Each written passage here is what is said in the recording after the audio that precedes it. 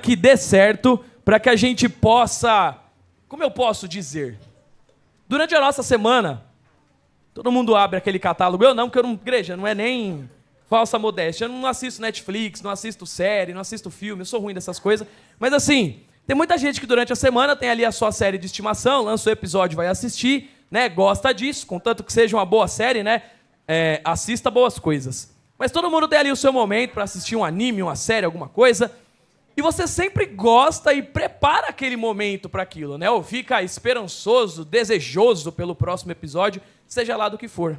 Então, quando a gente coloca a série aqui, primeiro é para facilitar, para que a gente divida as coisas em capítulos, porque é mais fácil, né? Mais palatável a gente poder absorver as coisas em capítulos, né? Que você não vem aqui de uma vez só, pega o livro de Efésios e quer resumir ele numa única ministração. Não. A gente pega o livro de Efésios, pega o livro de Atos e a gente vai esmiuçando esse livro, certo? Então, a gente precisa entender que Cristo, Ele quer que tenhamos a mesma curiosidade por Ele quando a gente tem por outras coisas. Ou, digo eu, uma curiosidade até maior. Um desejo até maior. A gente estava brincando aqui ontem, eu estava conversando com a Laís e com o Gustavo, eu falei, é legal ver a competitividade do pessoal, em algum nível, claro, porque assim, aqui não valia prêmio, né? Depois a bispa revelou qual era o prêmio, não tinha uma validade de prêmio, e a gente estava reunido aqui também para engrandecer o nome do Senhor, né? Alguma bagunça, às vezes exagera um pouco, mas o que eu quero dizer, né? E extrair coisas obviamente positivas, é que assim, nós estávamos aqui brincando, celebrando, competindo, mas eram por um conhecimento, por algo que vinha de Deus. Você tinha que lembrar o versículo bíblico. A gente estava lá, será que isso está na Bíblia? A gente para pensar, eu falo que eu sei de Bíblia. Mas chega na hora, a pessoa muda uma palavra do versículo, você já fala, será que era isso? Eu lembro, a gente pegou o versículo lá da formiga, a Susan deu até a referência, né? Que tem a ver com preguiça e a questão da formiga. Aí a gente falando no grupo, eu lembro que na Bíblia tem formiga e tem preguiça. Agora, se é exatamente esse versículo, eu não sei. Então a gente se embanana muito com a Bíblia. Né? A gente muitas vezes não tem o desejo de ler porque acha difícil, porque acha que é grande, né? Nossa, mas aí eu vou ler um capítulo inteiro. Se a gente dividir um capítulo inteiro ou uma estrutura inteira de uma carta de Paulo, né? A mensagem central da carta, a gente começa a perceber que não é tão penoso. Então a gente vai fazer um exercício hoje, que a gente vai lá para Atos 2, só que o que a gente vai fazer? A gente vai versículo a versículo, Atos 2, do 1 ao 10. Eu quero ver, eu não vou desafiar que eu não sou tão corajoso assim, mas eu quero ver você sair daqui sem ter entendido versículo por versículo. Porque a gente vai ponto a ponto para poder entender o que essa parte de Efésios quer dizer para nós. Então, Efésios 2, Efésios 2, do 1 ao 10. Efésios, tá? É que é tudo ali, né? Deixa as cartas tudo bonitinho ali. Então, Efésios 2, do 1 ao 10, enquanto vocês abrem a Bíblia, vamos orar? Senhor Jesus, nós seguimos na sua presença, Deus, e nós te agradecemos, porque o Senhor é bom e a sua misericórdia dura para sempre, Pai. Nós estamos aqui com o coração alegre, com o coração desejoso, esperançoso, e se ele está triste, nós pedimos que o Senhor sobrevenha sobre nós. Seja a nossa resposta, o nosso alento, ó Deus, seja aquilo que precisamos, porque o Senhor já é, nós queremos tomar posse disso, ó Deus. Então, que no decorrer deste culto, dessa ministração, o Senhor se revele a nós e que nada do nosso entendimento seja roubado, muito pelo contrário, que a sua palavra, ó Deus, ela venha como uma faca, ó Deus, que corta as nossas certezas, que corta as nossas vaidades, mas que te revela, ó Deus, que mostra que o Senhor é o nosso Senhor, que o Senhor é o nosso Deus e o Senhor sabe o que é bom para nós. Nós estamos aqui, ó Deus, para conhecer mais de Ti. Então nos ajuda, ó Deus, a entender da sua palavra, do seu amor, da sua paz e de tudo aquilo que o Senhor quer se revelar, ó Deus. Obrigado, eu oro e agradeço em nome de Jesus. Amém. Então todo mundo na mesma página, não é Atos, é Efésios 2. Nós vamos ler do 1 ao 10. Se quiser botar na tela, põe aí e eu vou lendo daqui a minha versão, mas deixa aí na tela. Vou ler com vocês que talvez seja mais fácil, né? Então, 2, 1. Ele nos deu vida, estando vós mortos ou mortos nas vossas transgressões e o quê? Igreja, Paulo já começa aqui dando um banho de água fria na gente. Pode deixar lá no 1, a gente vai ponto a ponto. Isso, pode deixar no 1. Ele deu o quê pra gente? Estando a gente o quê? Então ele já está dizendo aqui que em nós não havia vida. O negócio não estava bom, porque alguém morto não tem sentimento, alguém morto não fala, alguém morto não comunga o corpo de Cristo, alguém morto está literalmente morto, ele não tem nenhum sentido. Então, não é que a gente era meio mal, ou malzinho, ou eu era 50% mal. A gente era ruim, a gente estava morto porque estávamos afastados de Deus, porque não tínhamos o sangue de Cristo sobre nós. Então, Paulo já começa aqui querendo dizer, um cadáver ele tem vontade? Sim ou não? Um cadáver reage a estímulos. Se você cutucar lá um cadáver, eu espero que ele não responda, né? Tem um rigor, né? Espasmos, né? Mas ali há um espasmo, não há vida, né? E a gente espera não ter que passar por nenhuma situação dessa. Então, assim, um cadáver consegue se salvar sozinho da sua morte? Possivelmente não. Porque ali já acabou para ele. Então, será mesmo que a gente não está achando que Deus está olhando a gente lá do céu e está pensando assim, nossa, olha como a Tatiane é boazinha, que bonitinha, como é talentosa. Nossa, eu vou escolher ela. Igreja, olha aqui para mim. Ele estava olhando para um cemitério de pessoas que estavam mortas. E ele viu algo bom em nós, mas não que já havia. Ele viu que ele ainda depositaria em nós. Você pode celebrar a Deus por isso? Dá uma glória a Deus. Olha isso. A gente era escória. A palavra é essa, a gente era lixo, não era nada. Só que ele olhou para a gente de lá, um cemitério, igreja. E ele falou assim, eu vou escolher esse povo mau para revelar do meu nome. Porque não tem a ver com a canção bonita que a gente talvez consiga cantar. Não tem a ver com quão eloquente eu, a bispo, os pastores dessa casa venham até aqui pregar. Não tem a ver com isso. Sabe por quê? Porque eu também estava morto igual vocês. Eu estava no mesmo cemitério, a gente estava no mesmo balaio, igreja. A gente está no mesmo balaio. Ninguém é melhor do que ninguém. E Paulo faz questão de começar esse capítulo de Efésios dessa forma, já dando esse chute no peito. Falou, estava todo mundo morto. Mas ele nos deu vida. Ele nos entregou alguma coisa. Olha lá a pérola voltando. A gente estava morto disputando as coisas desse mundo. A gente estava morto querendo que o mundo nos visse, querendo o reconhecimento terreno, querendo as coisas que a traça corrói e que a terra vai levar, igreja. Isso é um estado de estar morto, sabia? Quando você tem uma pérola, quando você está olhando para ela, mas você não consegue perceber a valia que tem aquilo. Se eu entregar uma pérola nas mãos de vocês agora, é muito simples. Você vai falar, nossa, Vitor, muito obrigado. Você vai correndo vender. Eu duvido, tirando a bispa, que ela ama a pérola, acho que ela usaria, ela ostentaria bonitamente a pérola. A maioria das pessoas procuraria vender, porque cadê o Paulo Henrique? O Paulo Henrique está ali em cima, depois ele me responde. Uma pérola deve valer um bocado, né? Uma pérola genuína deve valer um bocado. E para as mulheres menos vaidosas, então ela vai vender e fala assim, nossa, o Vitor é genial, ele me deu uma pérola. Mas veja só, quando nós apresentamos a palavra de Deus aqui, quando a gente está entoando louvores aqui em cima, como eu falei, quando a gente tem a oportunidade de dizimar, quando você vem a esta casa, seja limpar o chão, seja arrumar a disposição das cadeiras, não sei o que você veio fazer. Você acha que isso é uma pérola que foi entregue a você? Porque se eu olho só para a salvação como pérola, eu perco todo o caminho. Porque a salvação não é um ato isolado. A gente está aqui, ela é nossa. A salvação é sua? Sim. Cristo conquistou, Ele nos deu. E Ele não revoga. Mas existe um caminho a percorrer. Ele nos chama para alguma coisa. Ele nos chama para algo. Igreja, Cristo não nos chamou para entregar a salvação no seu colo e você ficar aí sentadinho no banco, segurando essa pérola preciosa e não aproveitando os benefícios que ela poderia lhe trazer. É claro, ela vai exigir um cuidado. Porque se você tem um bem valioso, se você tem um carro, você põe no seguro via de regra. Né? Se você tem um bem que precisa ser cuidado, você fala, não vou sair com ele na rua, não vou dar bobeira, né? Porque podem me roubar. Não é assim que a gente anda quando algo custa muito. Você não quer que ninguém estrague, você tem medo de emprestar. Mas o reino, como a gente fala aqui, ele é de ponta cabeça. A salvação que a gente recebe é preciosa? Sim. É comparada a essa pérola? Sim. E o que eu faço com ela? É como se a bispa pegasse a pérola que eu dei, porque eu tenho certeza que ela não ia vender, mas ela reparte ela com a Fabiana. Ela fala, Fabiana, eu ganhei isso. É tão precioso para mim que eu quero muito que seja precioso para você.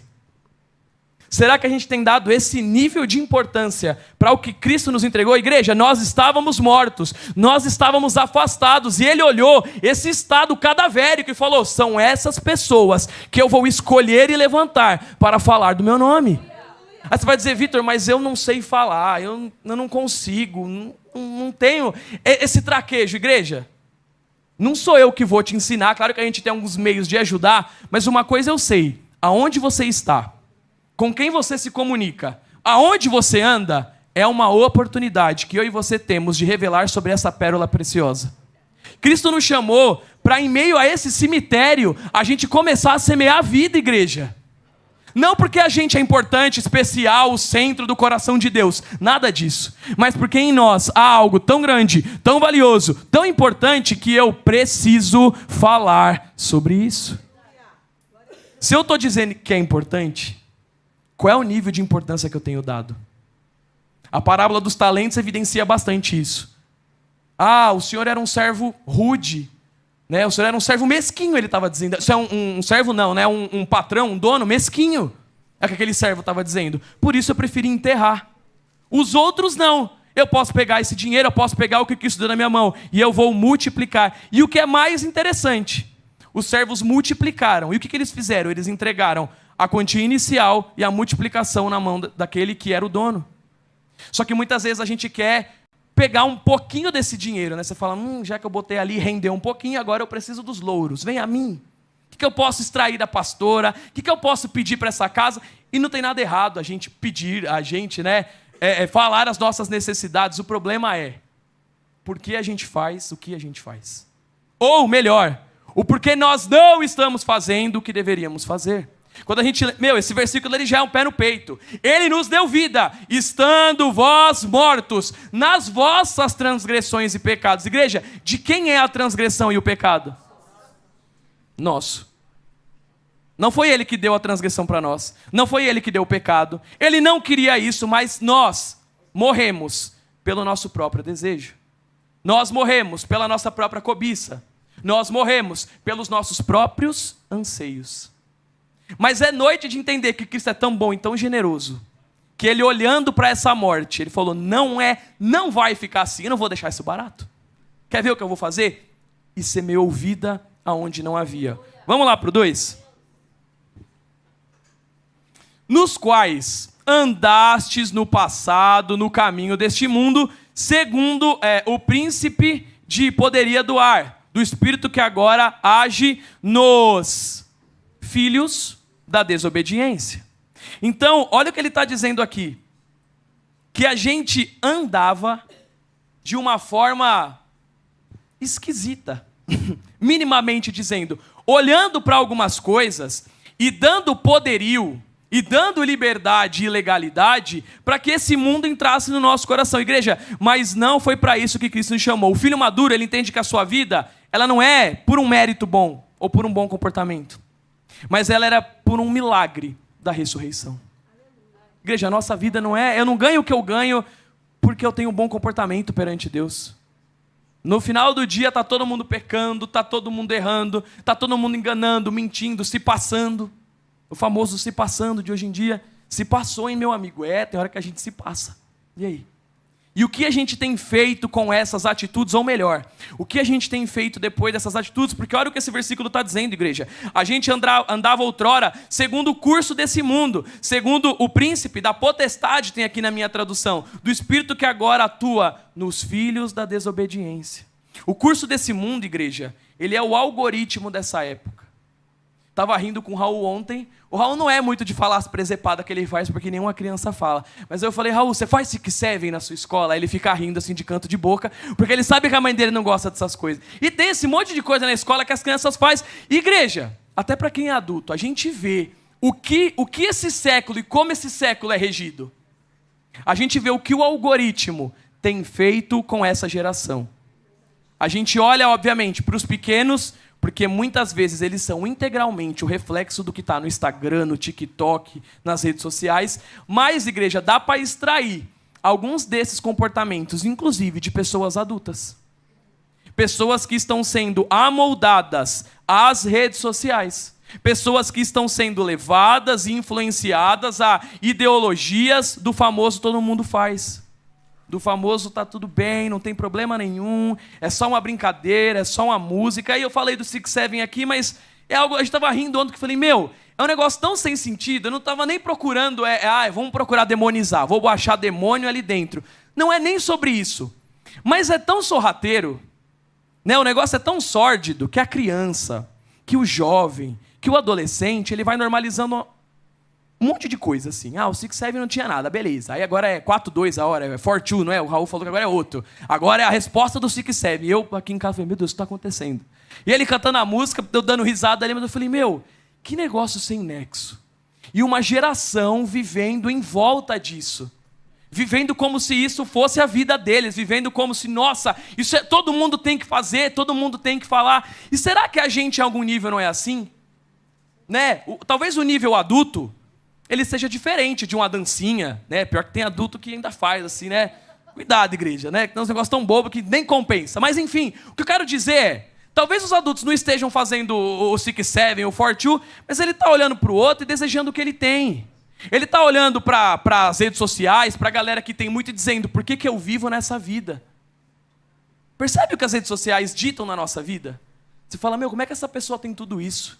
Da onde ela tirou? Por que ela tem e eu não tenho? Sabe, o problema então, mais do que as redes sociais, é o que nós temos feito com isso que está nas nossas mãos. Porque, igreja, a notícia é, não vai parar.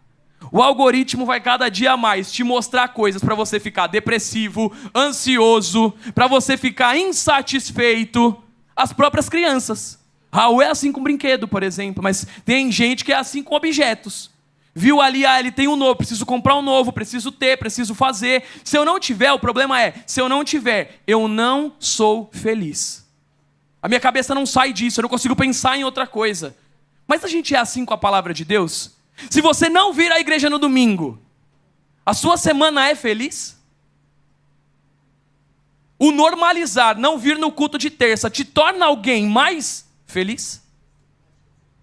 Muitas vezes, sim.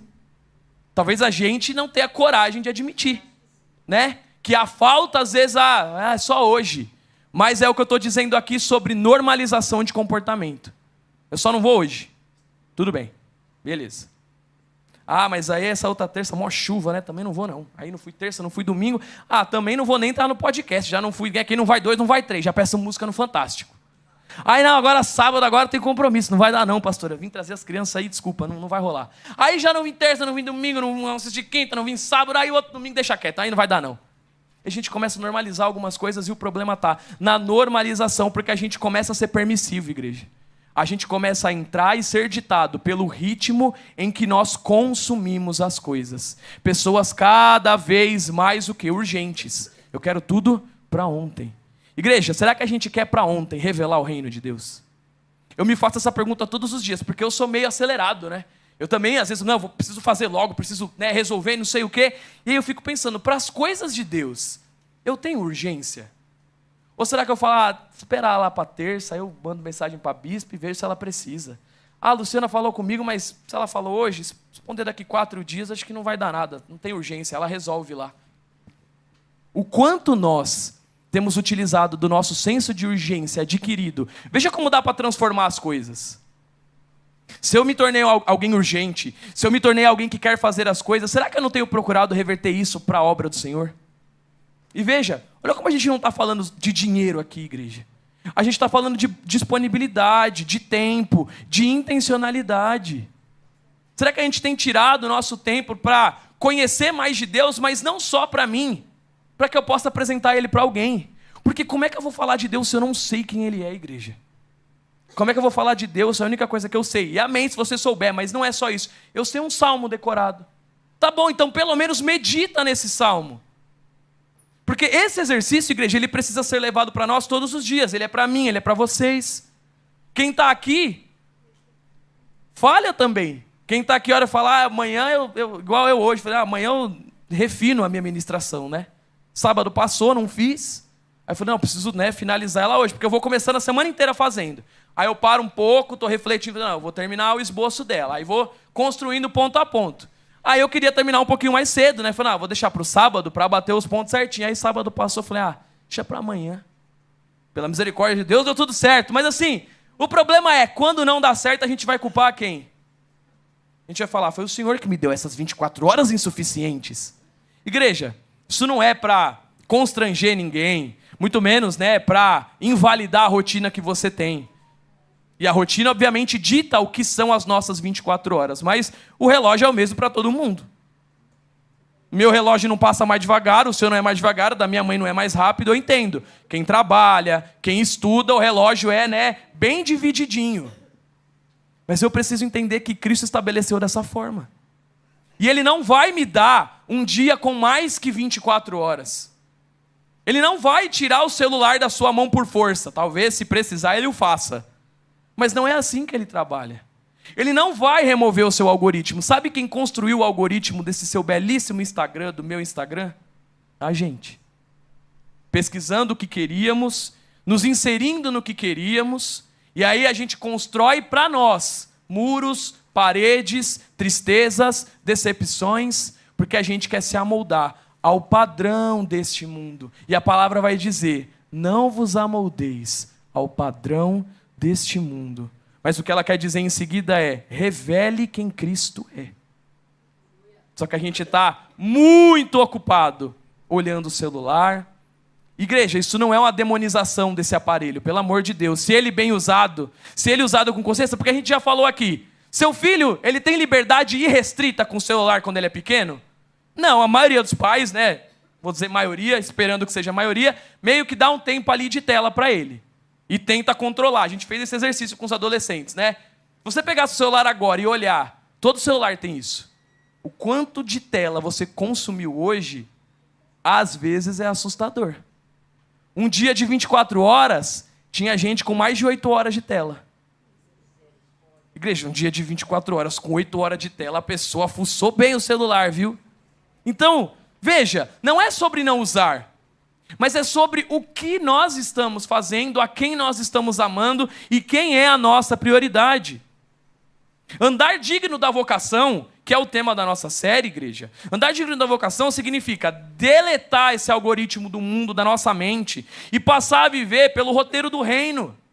A gente já sabe como e o que precisa ser feito, mas será que a gente tem feito? Será que a gente tem amado isso? Porque o filho maduro, ele não é moldado pela cultura. Ele confronta essa cultura.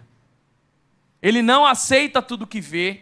Ele não, pastora, me mandaram isso, bispo, me mandaram isso, tá certo. Mas tem gente que ouve, lê, absorve, toma como certo, depois ainda vai confrontar o outro.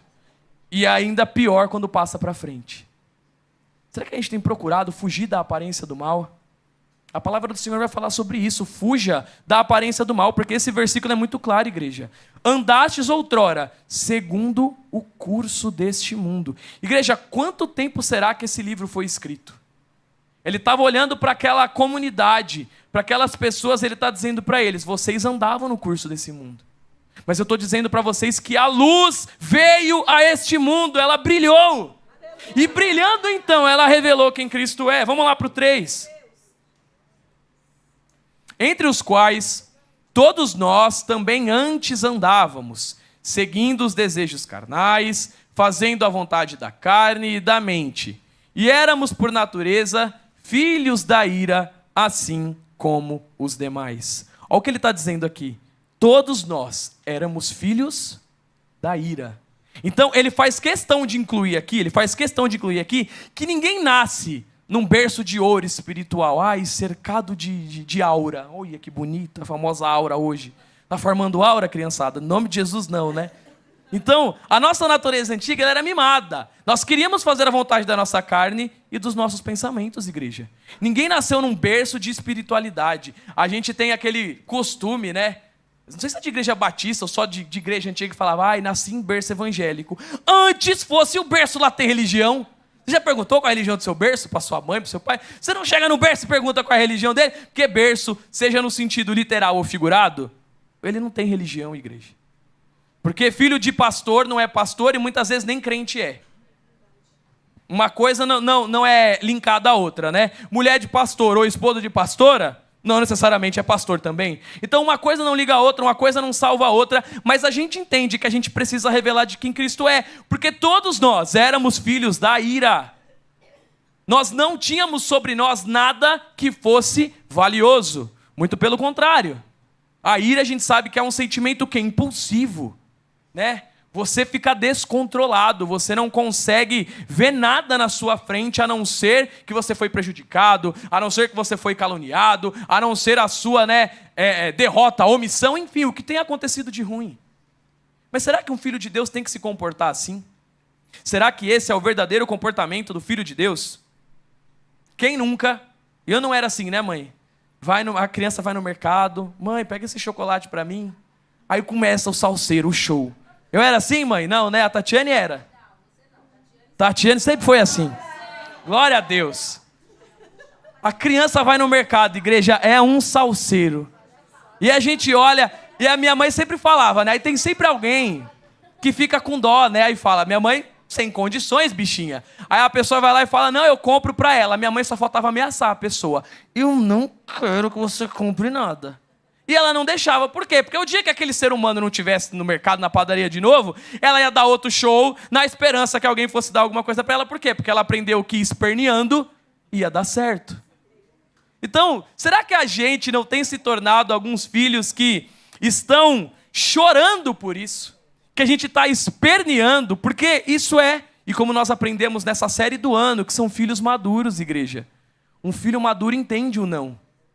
Mas a gente tem se comportado de maneira imatura. O Senhor falou não, então eu vou dar um show, vou fazer bico. Ó, bispo, não conta mais comigo não, que você falou não para mim, eu não vou não. Mande outro.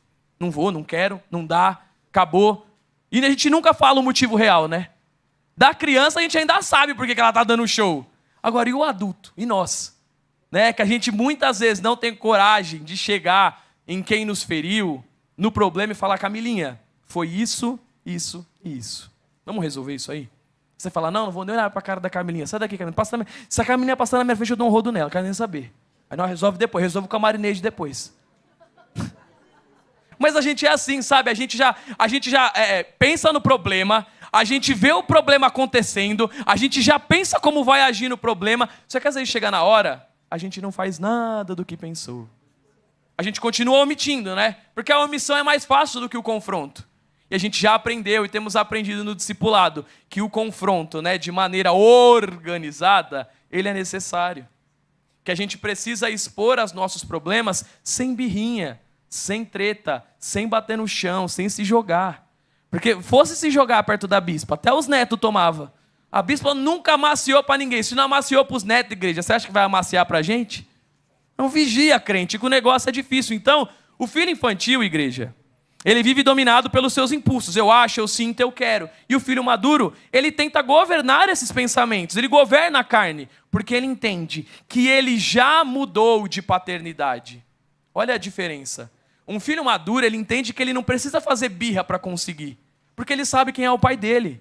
Ele sabe que possivelmente ele não vai ganhar exatamente aquilo que ele estava pedindo, mas que o pai dele cuida dele. E se ele deu aquele não quer dizer alguma coisa. Aquele não vai semear alguma coisa. É um não necessário. Quantos de nós não dizemos não para os nossos sobrinhos, para os nossos filhos? Eu digo pouco não para o Raul, mas às vezes eles tomam umas, né? E a gente tem que chegar nas crianças, nos adultos e saber se posicionar a igreja com educação, com maturidade, com senso de paternidade. Porque o Eduardo é meu irmão, ele é filho do mesmo pai. Se eu vou dar um não para o Eduardo, eu vou ser um não explicado. Falei, Eduardo, não vou poder fazer por esse e esse motivo. Não tem nenhum motivo obscuro, não tem nenhum problema, eu só não consigo por isso. Só que nós não temos esse costume, igreja. A gente tem muito pouco costume de chegar na pessoa, como eu falei aqui, e esclarecer as coisas. Quando nós vamos dar uma mensagem, quando nós vamos comunicar alguma coisa, a gente precisa de clareza, igreja. Não dá para construir uma família de Deus nas entrelinhas. Vocês precisam saber quem eu sou, e a gente riu ontem porque a gente viu quem as pessoas são na hora da competição. Então a gente conheceu uma parte das pessoas ali que a gente não vê aqui, porque aqui não está rolando uma competição. Mas eu preciso conhecer quem está comigo, não nas entrelinhas, igreja, não o que você quer me revelar, mas eu preciso saber quem o Adilson é. E aí eu não posso depois virar a cara para isso, porque se ele tem os defeitos dele, eu tenho os meus que são piores. Ele estava rindo ontem, ele falou, na sua casa vocês devem falar bem baixinho, né? Eu falei, se juntar eu, a Tatiane e a minha irmã, igreja, parece que está tendo uma discussão eterna dentro de casa. Porque a gente não sabe falar baixo. A gente fala alto e esse é um traço da nossa personalidade. Para mim é muito difícil falar baixo. Mas tem gente que se incomoda e às vezes eu tento me controlar, é difícil, eu confesso. E eu não fico chateado com quem se incomoda. É direito da pessoa, tá tudo bem. Assim como a gente se incomoda com outras coisas, mas eu prefiro saber que a pessoa se incomoda do que, depois arrumar um complô contra o Vitor. Vamos cortar as cordas vocais do pastor Vitor. Não tá dando mais, vamos fazer uma cirurgia nele. Eu prefiro saber se a pessoa tem algo contra mim. Eu prefiro saber se ela precisa resolver alguma coisa comigo do que eu ficar imaginando, que é muito ruim, ou do que saber por outras pessoas. Então olha só o que esse versículo está dizendo, que o filho infantil, igreja, ele é dominado pelos seus impulsos. Não sejamos dominados pelos nossos impulsos. Não foi para isso que Cristo nos chamou. Então olha só, a gente só está no versículo 3, igreja. E olha quanta reflexão, se você ler versículo por versículo, a Bíblia vai te trazer. Só que você e eu precisamos tirar esse tempo com calma. Igreja, são 10 versículos de uma carta que a cada versículo, como diria a Rosa, é um tapa na cara, um chute no estômago e uma rasteira. Aí eu me levanto e vou terminar de ler, né? Termino todo quebrado, mas dá tudo certo no fim. Vamos lá para o 4? 4 vai dizer, mas Deus que é rico em misericórdia, pelo imenso amor com que o que ele nos fez? Olha só, e a chave aqui, igreja, você pode achar que é o imenso amor, que é rico em misericórdia, não. Mas a chave desse versículo é o que está antes da primeira vírgula ali, ó, mas Deus. Porque é apesar dele, igreja, porque olha o que a gente viu aqui, ó. O cenário 1 do versículo 1 é a morte, do versículo 2, a escravidão, do versículo 3 que a gente leu agora, a ira.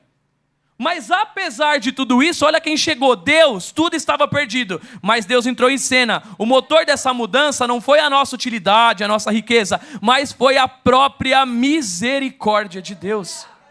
Eu não tive mérito, eu não tive construção nisso, eu não tive participação, igreja. A gente só passou a participar depois. Quando o sangue desce naquela cruz por completo, igreja, é que aí então a gente é inserido em algum lugar. E em nós não há mérito nenhum. Em nós não há valia nenhuma mesmo assim. O que tem de valioso em nós é o Espírito Santo de Deus. A sua vocação não começou quando eu ou vocês decidimos aceitar a Deus. Ela começou quando a gente decidiu amar, ou quando Ele decidiu nos amar, apesar de quem nós éramos. Apesar de quem nós somos. E apesar de quem nós seremos. Mas, sabendo que eu posso continuar trilhando o caminho do pecado, e trilharei, eu não posso me conformar com isso. Ai, eu sou um eterno pecador, Alexandre, não temos jeito, não é mesmo? Vamos dar as mãos, 1, 2, 3. Quem errar o passo, perde a vez. E sair cabisbaixo, triste, e se conformando com as coisas. Igreja, não é para isso que Cristo nos chamou. Para você se conformar com o pecado. Ai, somos eternos pecadores. Ai, vou me autoflagelar e cumprir a minha penitência. Não é para isso. Sendo eterno pecador, eu sei que eu careço eternamente da misericórdia dele. E que só tem um que vai me sustentar daqui até o fim. Cristo Jesus. E sabe como ele vai me sustentar? Do seu lado, nessa família, revelando quem ele é. Igreja, Ele não vai tirar a gente do mundo. Você lembra da oração que Ele fez? Eu rogo para que o Senhor esteja com eles, não tirando eles, e muitas vezes nem livrando, mas com eles, em meio aos pecados, tristezas, tribulações, problemas. Será que você tem conseguido ver Jesus em meio aos problemas? Em meio às dificuldades? Eu sei que é difícil, mas igreja, se você procurar, Ele está lá, porque Ele garantiu. Não é que eu estou dizendo, talvez você vai encontrar. Não, se nós procurarmos com zelo, com amor, em comunhão, confessando-nos uns para os outros, eu tenho certeza que você vai encontrar a mão de Deus, inclusive no problema que você está passando. E aí então, Ele vai nos dar o caminho, Ele não vai dar a solução, igreja, Ele não é um miojo. Não vai chegar aqui em 3 minutinhos está pronto, não é assim. Mas Ele vai dar a solução em como a gente deve agir, o que fazer, a quem procurar, como fazer. Só que a gente precisa entender que para tudo isso há um processo. Vamos lá para o 5? Olha lá. Estando nós ainda mortos em nossos pecados, deu-nos a vida juntamente com Cristo. Pelo que a gente é salvo? Eu não ouvi. Pelo que a gente é salvo? Ai, que beleza. Então a gente já viu que no primeiro estava morto, aí parece que melhorou. Agora Paulo, só para não deixar você se sentir muito, estando nós ainda mortos. Então, pensa só, um médico, ele espera o paciente acordar e tomar um banho para depois salvar ele. Igreja, o dia que a minha mãe caiu, que ela ficou lá desfalecida no chão. Você acha que eu falei, mãe, levanta aí, vamos tomar um banho, depois eu te levo pro médico, pelo amor de Deus, reage, vamos reagir. Acho que eu estava esperando a atitude, não, a senhora está aí toda suja de cândida, eu não vou levar assim a senhora pro médico, né? Vá tomar um banho, vai trocar essa roupa, passe o perfume, faça uma chapinha e eu te levo. Ela ainda deu tempo de se trocar, né? Porque precisava. Mas assim, quando ela estava no chão, eu não estava esperando ela levantar para arrumar ela, eu já estava ali para fazer a massagem cardíaca, para levantar aquela mulher do chão. E conosco é da mesma forma. O médico, se ele não está esperando a pessoa, né? Não, primeiro eu vou limpar ela, primeiro eu vou dar um jeito. Não, Cristo está olhando para nós e ele está dizendo, ó, você ainda está cheirando a morte, mas é aí que eu vou semear vida. É nesse cenário, igreja. Pode bater palma se você quiser.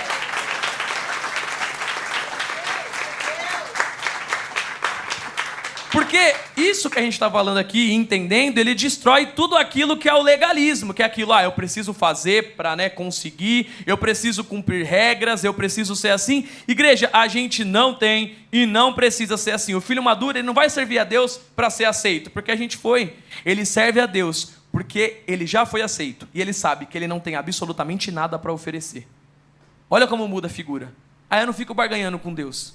Porque que eu vou... Igreja, no alto dos 1,60 m, agora mais magrinho, glórias a Deus, mas ainda, igreja, não tem... Cadê meu padrasto? Está lá fora. Aquele homem parece um touro.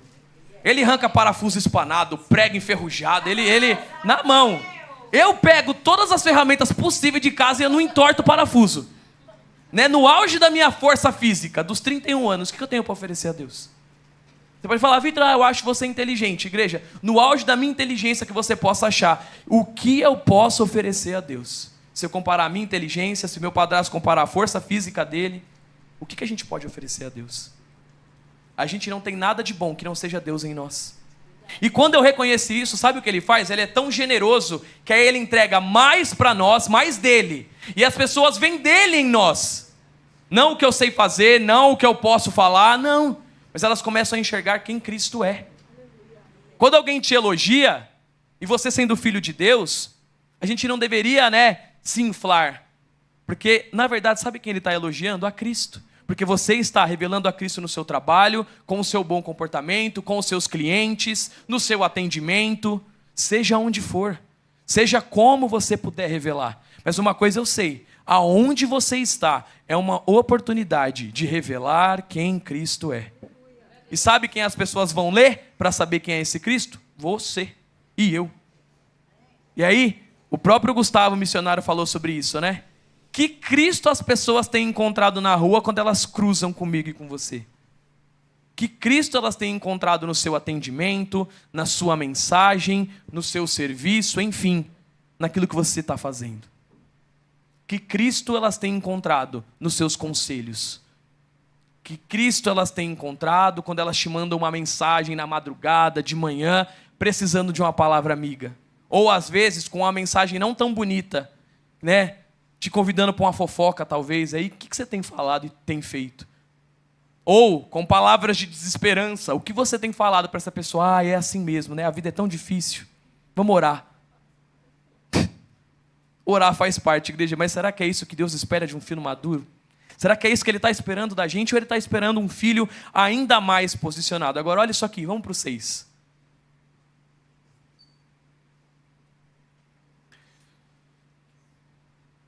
E nos ressuscitou juntamente com Ele. E com Ele nos fez assentar nas regiões celestiais em Cristo Jesus. Glória a Deus! Olha aqui, eu nunca viajei de classe executiva. Eu só fui, né, com os peão. Agora pensa só, você foi lá, comprou uma classe executiva da mais pebinha lá na Latam, eu fazendo propaganda de graça, qualquer companhia. Comprou lá, Aí chegou no dia, ele olhou para você e falou: Walter, você recebeu, você e a Célia, olha que beleza, o casal. Vocês receberam uma promoção para a classe executiva.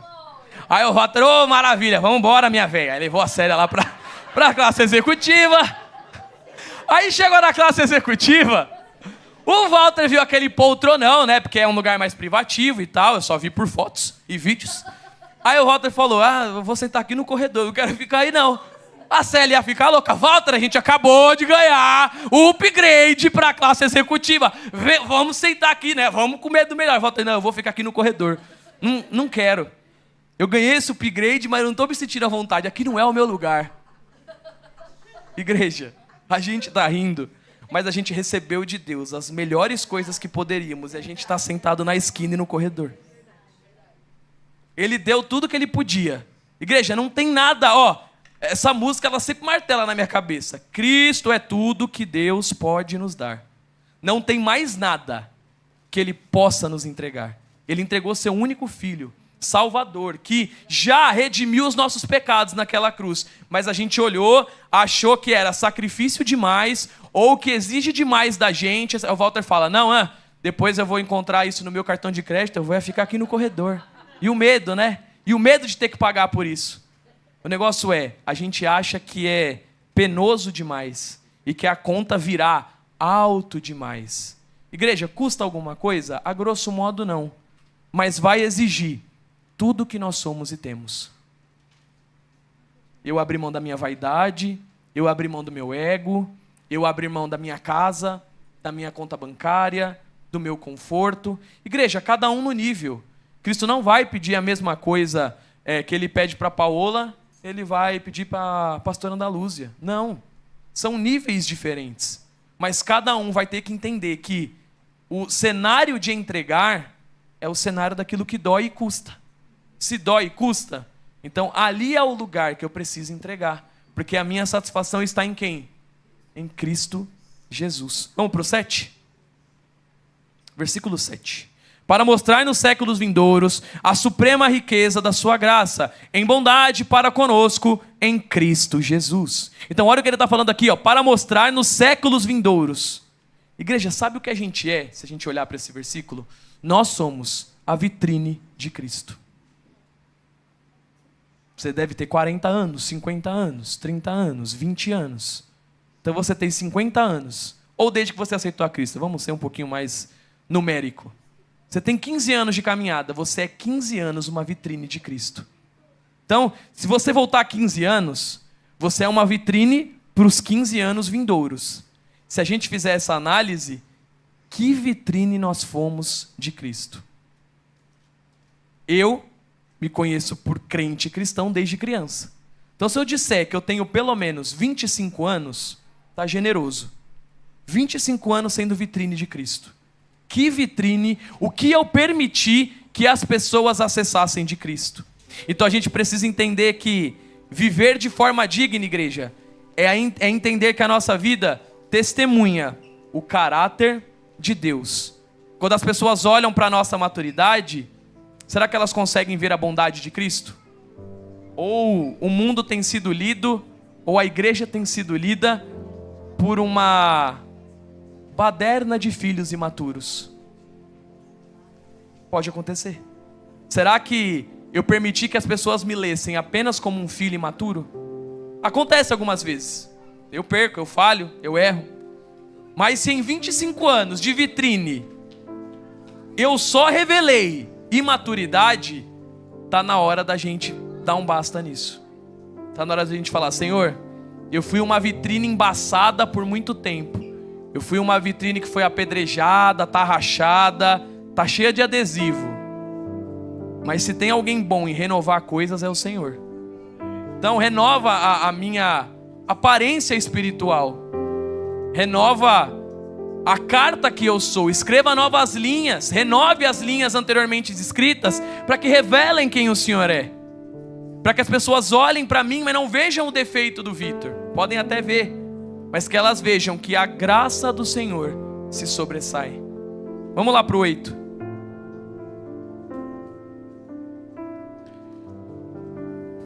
Porque pela graça sois salvos, por meio da fé. e isto não vem de vós, é dom de Deus. Igreja, dom, presente, não dá para pagar esse presente. Você recebeu o upgrade para a classe executiva? Você não vai ser cobrado exatamente por aquilo. Mas fala de Deus, revela quem Ele é, diz o quanto Ele é importante, do seu jeito, sei lá, na sua gíria, da maneira que você puder, apresentando Ele. O que a gente não pode é se conformar em sufocar o Espírito Santo de Deus. Ele não foi feito para isso, ele não cabe. O Eduardo falou isso uma vez, ele não cabe numa caixa. Não dá para deixar ele dentro de um lugar. Ele é muito grande, ele não cabe dentro de mim. E se ele não cabe dentro de mim, ele precisa extravasar pelas minhas atitudes, pelas minhas mensagens, pela minha boca, pelo meu comportamento. Vamos lá para o 9, estamos terminando.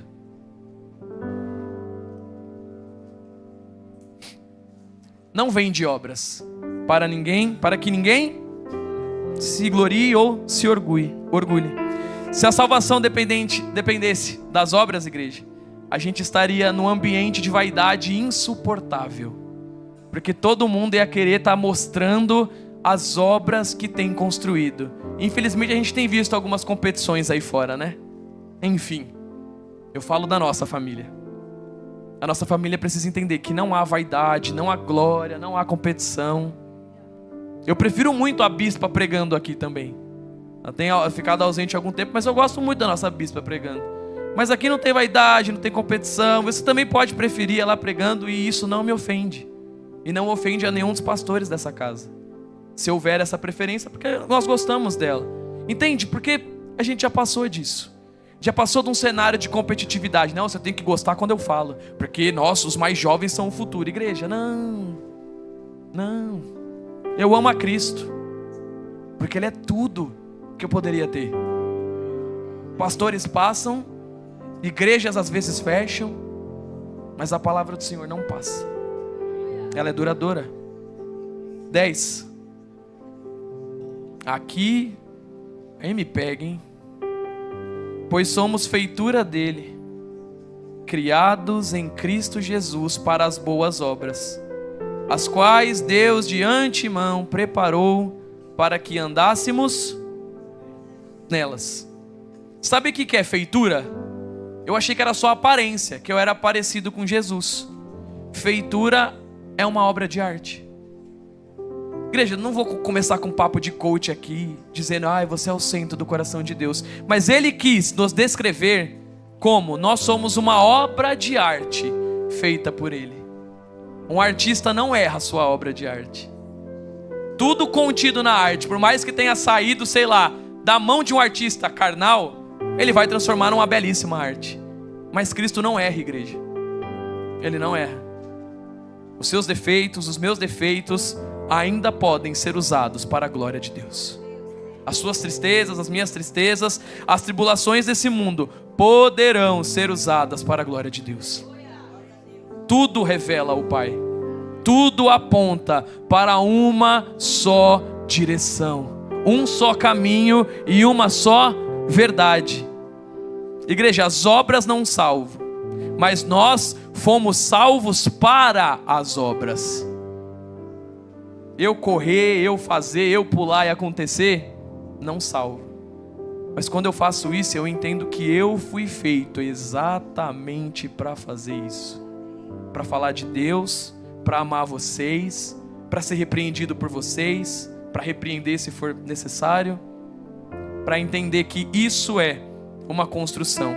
Viver de modo digno da vocação não é inventar um propósito para a sua vida, igreja, nem para a minha. É descobrir o propósito que Deus já desenhou para você e ter a maturidade de caminhar nele dia a dia.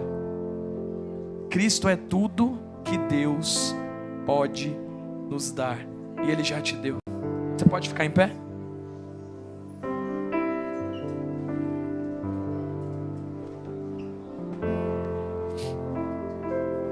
Deus, nós estamos na Sua presença e nós queremos te agradecer, Pai, porque o Senhor se entregou plenamente por nós na cruz do Calvário, Deus. Não houve menção, não houve dúvidas, Em nenhum momento o Senhor pensou em se sacrificar pela metade, Pai. Muito pelo contrário. O Senhor se entregou totalmente para que nós tivéssemos vida, para que pudéssemos acessar no Senhor essa salvação que não é mérito nosso, Deus. O Senhor nos criou como se fôssemos uma obra de arte. Então o Senhor depositou em nós essa importância. A importância da obra de arte não é dela, é daquele que a criou. Toda honra e toda glória, Deus, sejam destinadas somente a Ti, ó Pai. Que a nossa vida sirva para revelar quem o Senhor é. Que a nossa vida sirva para revelar o Seu propósito, o Seu amor, a Sua graça, a Sua paz, ó Deus. Que os nossos passos revelem e deixem rastros de quem o Senhor é. Que as nossas mãos, ó Deus, elas abençoem como o Senhor fez, ó Deus. Que a nossa boca fale das coisas que o Senhor falou. Que o nosso coração esteja cheio das Suas novidades, dos Seus cânticos, mas não das coisas desse mundo, ó Deus. Que os nossos algoritmos, Pai, sejam transformados à luz da Sua palavra.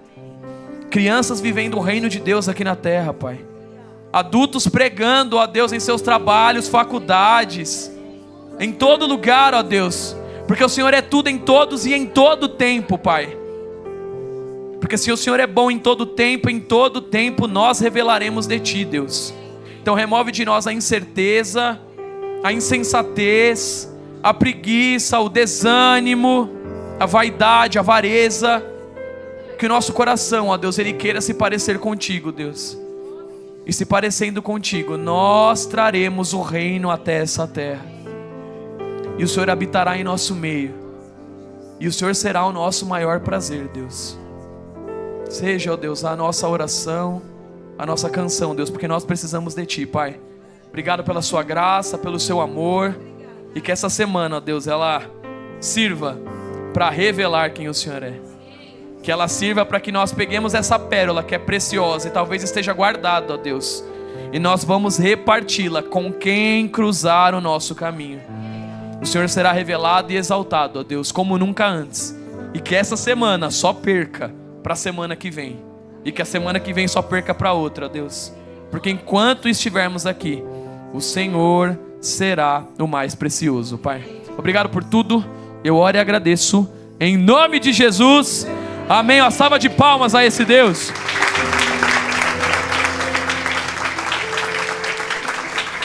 Estenda a sua mão. Leve essa bênção, essa pérola que é a bênção. Não porque eu estou dando, mas é a palavra do Senhor para alguém. E compartilhe em nome de Jesus. Que a graça e a paz do nosso Senhor e Salvador Jesus Cristo, a comunhão e a consolação do Divino Espírito Santo de Deus seja com cada um de vocês hoje e para todos sempre. Amém. Glória a Deus.